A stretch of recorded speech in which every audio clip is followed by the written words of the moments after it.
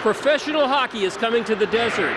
We're just 2 short months away from the Coachella Valley Firebirds landing at their new home at Acrisure Arena. If you're new to the sport, then this segment's for you.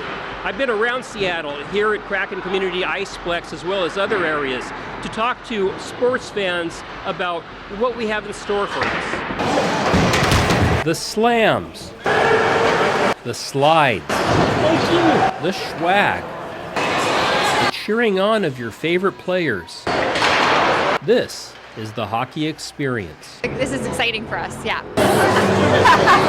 Being new to the sport, I decided to educate myself about hockey culture by spending time with some diehard fans. You grew up in a hockey town, what I did. I grew up in Detroit. Fans like Alicia Crank. What's it like living in a hockey town?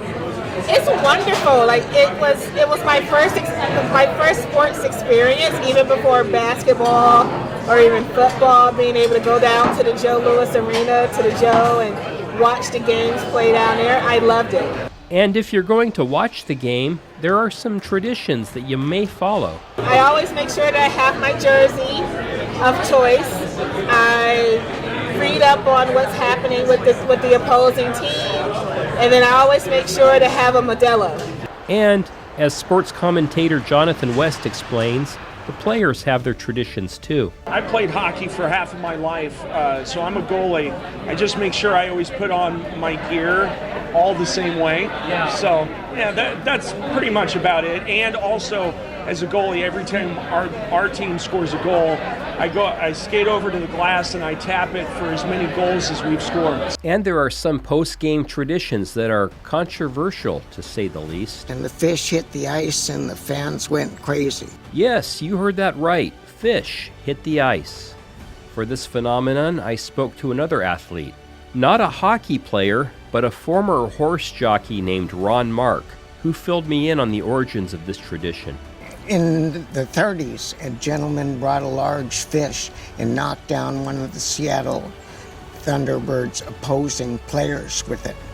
Since then, it's been a tradition. Whenever Portland comes to town, someone throws a fish on the ice. Since then, it's been a tradition that has died. So my friend Tom and I decided that we would reignite the fans' passion for the game by throwing a fish at it on the ice during a Portland game. We always throw the last 2 minutes of the third period, so when we get kicked out, we wouldn't miss too much of the game.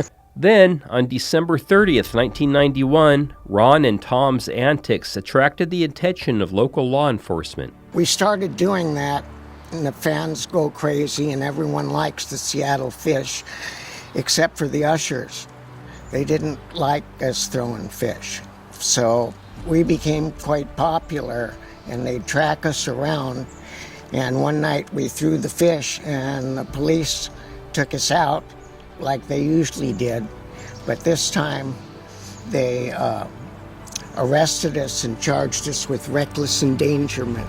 Ron's friend, the late Tom Leckholt, immediately questioned the arrest. Are you going to arrest us because we don't have fishing licenses? And law enforcement didn't think that was very funny. And ultimately, the judge dropped the charges. And interestingly enough, fish isn't the only thing that's been thrown on the ice during hockey's rich history. And at the Red Wings game, they do that with the octopus. Wow. Yes. Whether it's the octopus in Detroit or, it's great to see the tradition here in Seattle with the salmon, the whole yeet the fish type of thing that's grown social media wise up here. It's awesome too to be able to take those traditions and make them local. One of the things from me and the fan base here in Seattle is that we've looked, we're so proud to be Seattle locals, and having a team come in, having a brand new NHL team come in that honors our local heritage and history, I think is something that hopefully the Firebirds do in their first season as well. From Seattle, Steve Sumrall, NBC Palm Springs, News First.